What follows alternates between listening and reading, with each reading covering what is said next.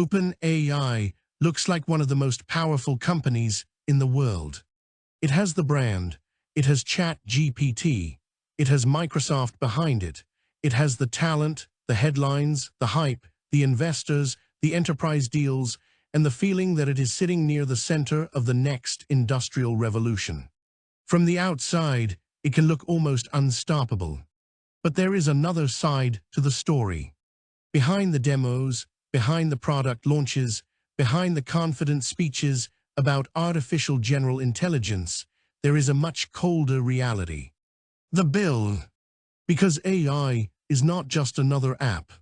That is the mistake a lot of people make. They look at ChatGPT and think about it like software, like a website, like an app on a phone, like something that gets built once, improved over time, and then sold to millions of users with huge margins. That is how software used to work. You build the product, you pay engineers, you improve the code, you scale the servers, and once enough customers subscribe, the business can become wildly profitable. But Frontier AI does not behave like normal software. It behaves more like an industrial machine.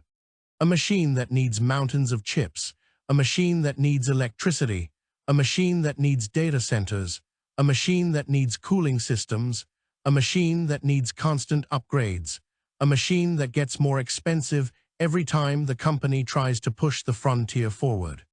That is the trap. The product may be digital, but the costs are very physical. Silicon power, water, land, grid capacity, networking equipment, cloud contracts, specialized engineers, security teams, lawyers, safety researchers, data centers that look less like offices and more like power plants with keyboards attached. This is why OpenAI's future is not just a story about intelligence. It is a story about compute. And compute is not free. Section 1. AI does not scale like normal software. In traditional software, improvement is mostly a human problem. You hire better engineers, you rewrite bad code, you improve the interface, you add features, you optimize the system, you sell the product to more customers. Of course, that still costs money, but the basic model is understandable. AI is different. The current frontier model is built on scale. Bigger models, more data, more training, more chips, more power, more inference, more data centers.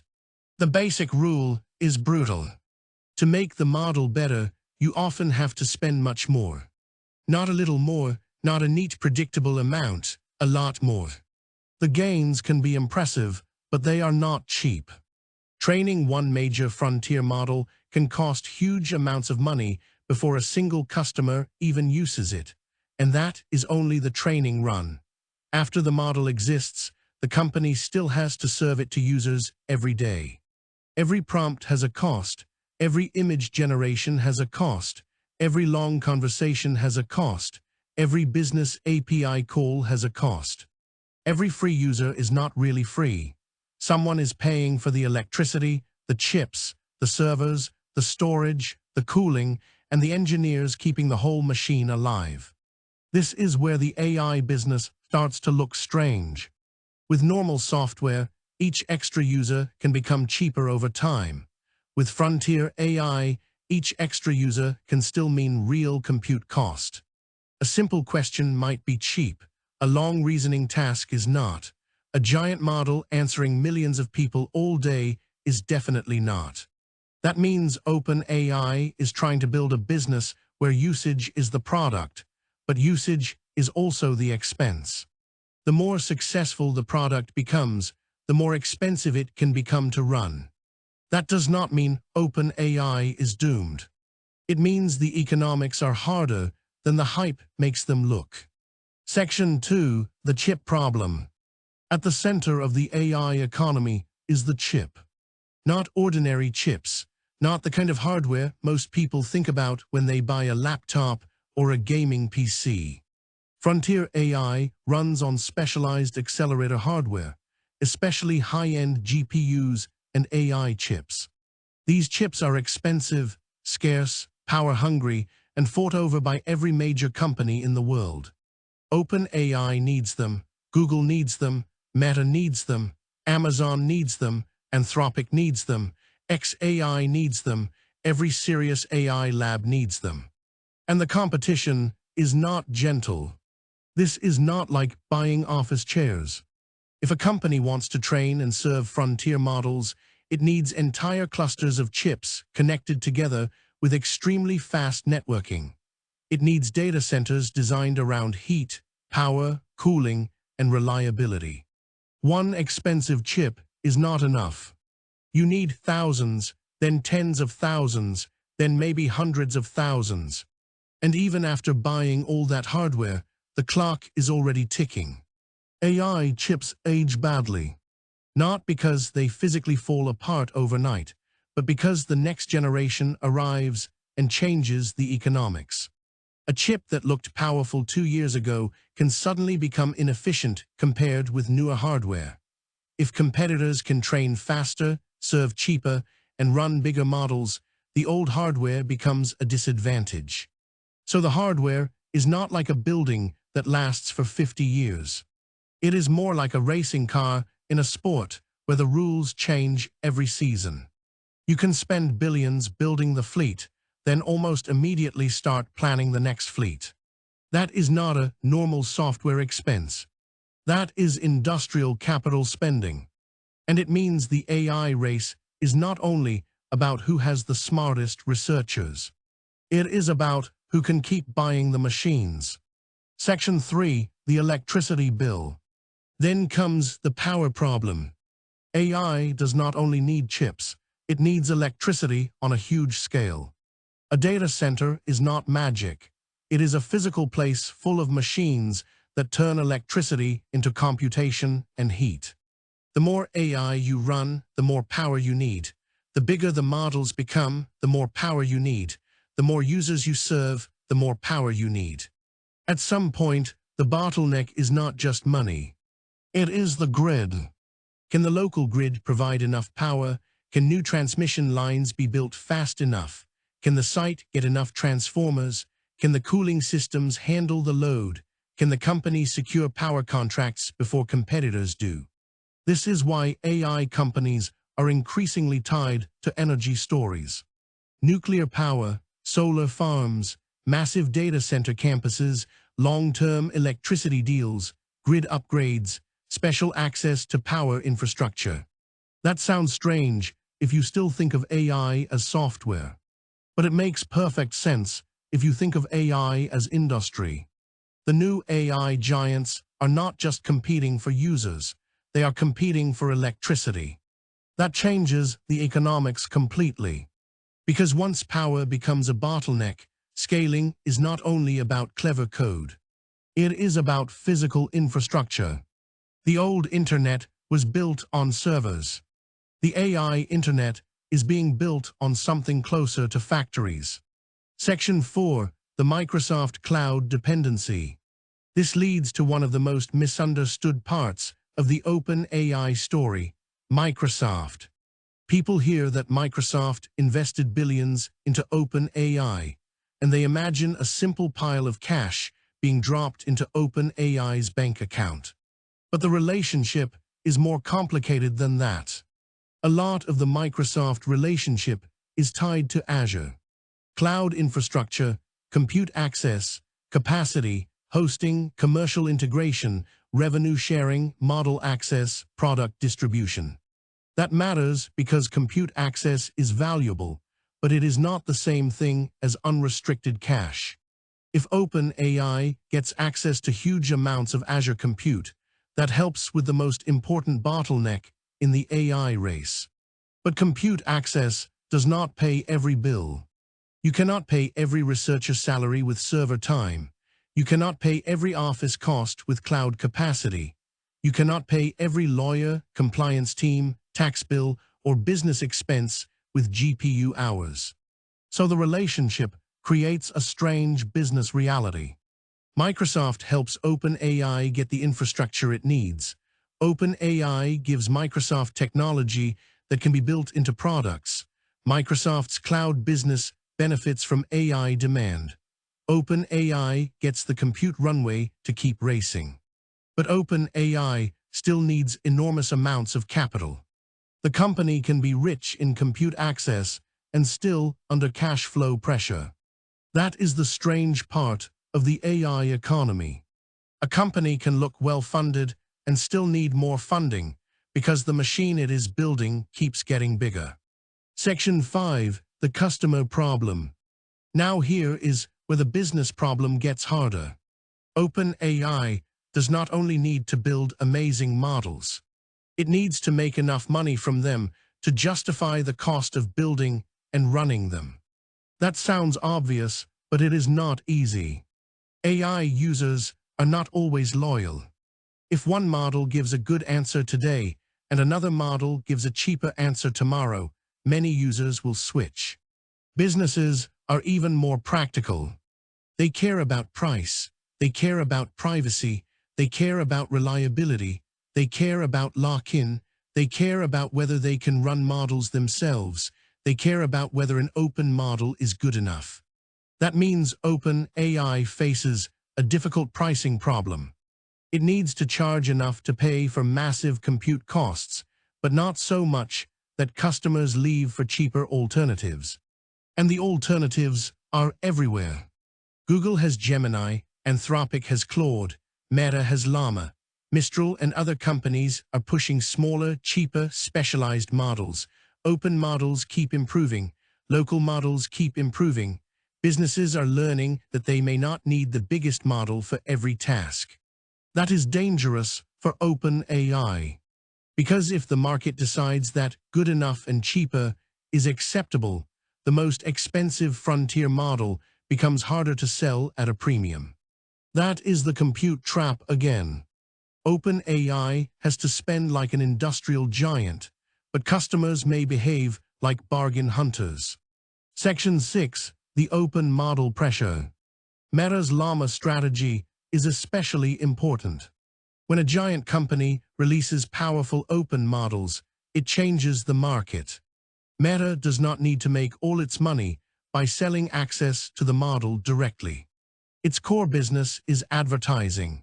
It can use AI to improve its own products, increase engagement, improve recommendations, and strengthen its ecosystem. That gives Meta a different kind of freedom. It can release models in ways that pressure competitors. If open models become strong enough, they put a ceiling on what closed model companies can charge. Why pay premium prices for every task if an open model can do enough of the work? That does not mean OpenAI has no value. The best frontier models can still be extremely useful. The product experience matters, enterprise support matters, reliability matters, tooling matters, safety and compliance matter. But the pricing power is not unlimited. And that is the problem. OpenAI's costs are massive and physical. Its pricing power is limited by competition. That is not a comfortable place to be. Section 7. The talent and regulation problem. There is another cost people forget: people. The best AI researchers are expensive. Very expensive. The talent war in AI is extreme because a small number of people can have a huge impact on model performance, infrastructure, research direction, and product strategy. So OpenAI has to compete with Google, Meta, Microsoft, Anthropic, xAI, and others for the same rare people. That means huge compensation packages, stock-based pay, retention deals, recruiting battles. But stock-based pay only works if people believe the valuation will keep rising. If confidence drops, the people who built the company's real advantage can leave. And then there is regulation. AI companies now need safety teams, policy teams, legal teams, compliance teams, privacy teams, security teams, and people who understand governments across multiple countries. Those roles are necessary, but they do not magically create revenue. They add cost. So OpenAI is spending on compute, chips, electricity, talent, legal pressure, safety, security, and competition all at once. That is a lot of fire to feed. Section 8. The funding claims floating around. This is where we need to be careful. There are big numbers floating around about OpenAI's future losses, future spending, and future cash burn. Some reports have claimed OpenAI could burn through more than $100 billion over several years as it scales compute and infrastructure. Other reports and forecasts have pointed to huge annual losses if spending keeps growing faster than revenue. But these are not normal public company financial statements. OpenAI is not a standard public company where everyone can read the same quarterly filing. So the exact numbers should be treated carefully. The point is not that one leaked or reported forecast is guaranteed to be perfect. The point is that the direction is obvious. Frontier AI requires enormous capital. OpenAI is raising enormous capital. OpenAI and its partners are committing to enormous infrastructure, and the cost of staying at the frontier is rising. That is enough to make the business question real. Can revenue grow fast enough to catch the compute bill? Section 9. The Augie bet. So why do investors keep funding it? Because the upside is enormous. The bet is not that ChatGPT stays a nice chatbot forever. The bet is that AI becomes a general-purpose economic engine. An AI that can write code, handle support, analyze contracts, plan logistics, do research, automate office work, help run companies, replace or multiply parts of the white-collar workforce. If OpenAI reaches something close to that level before everyone else, the current spending might look small compared with the future market. That is the dream. Spend insane amounts now, build the dominant system, become the platform for intelligence, charge the world later. But that dream has a timer. If the breakthrough comes soon, the spending can be justified. If it takes much longer, the funding gap grows. If competitors catch up cheaply, the premium disappears.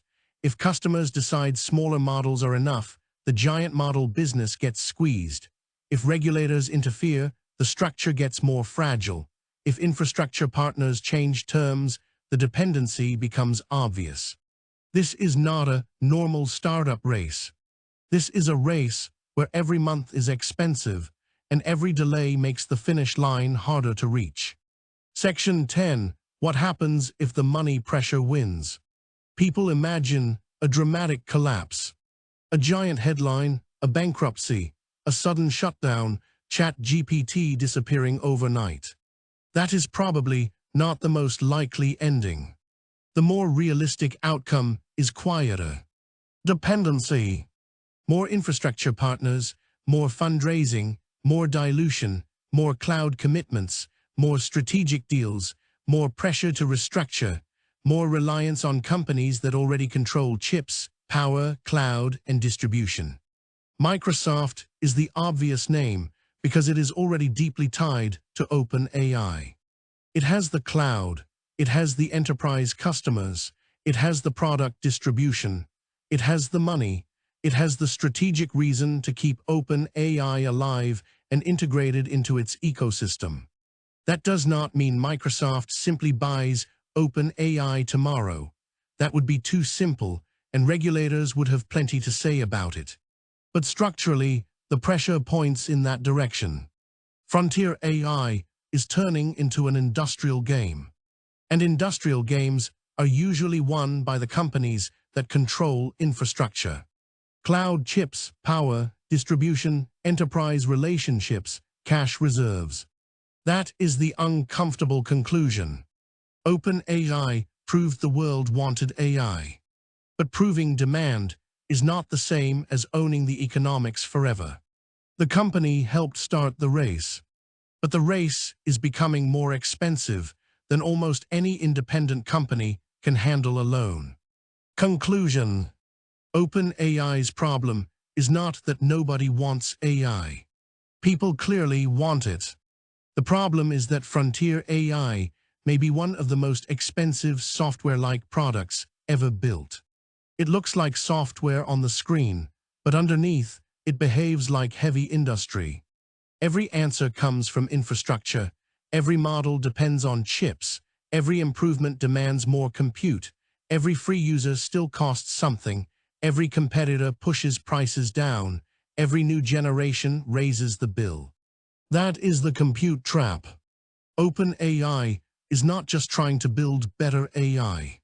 It is trying to outrun the cost of building better AI. And maybe it succeeds. Maybe the models get efficient enough. Maybe enterprise demand explodes. Maybe AGI-like systems arrive fast enough. Maybe the revenue catches up. Maybe the whole bet works. But if it does not, the future of OpenAI may not be a dramatic collapse. It may be something quieter. The independent AI pioneer slowly becoming more dependent on the larger machines that can afford to keep the lights on. Because in the next phase of AI, intelligence will matter. But power, chips, money, and infrastructure may matter even more.